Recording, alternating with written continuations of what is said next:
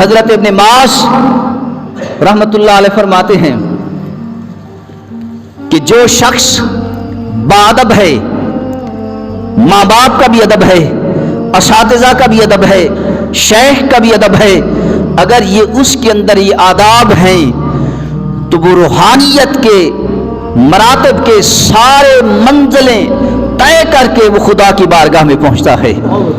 اسے تمام مراتب طے کرنے میں آسانی مل جاتی ہے، روحانیت کے سارے مراتب طے کرنے میں اسے آسانی مل جاتی ہے، جس کے دل کے اندر یہ ادب ہو۔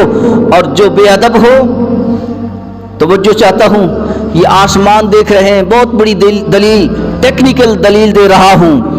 یہ آسمان آپ دیکھ رہے ہیں، یہ آسمان چھت کی مانند ہے، نہ کوئی پلر ہے، نہ کوئی تھمبا ہے، نہ کوئی سہارا ہے، یہ چھت کی مانند چھایا ہوا ہے۔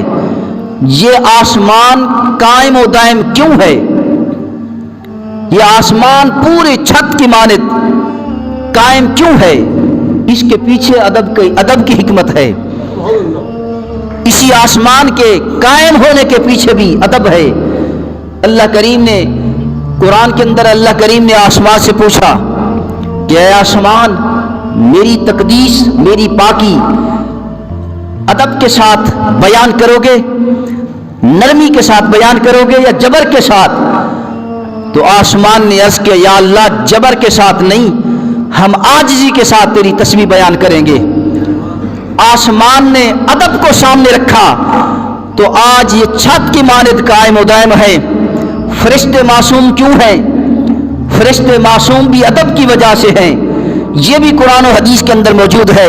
لہٰذا ہر شخص کو چاہیے کہ وہ ادب کو سامنے رکھے۔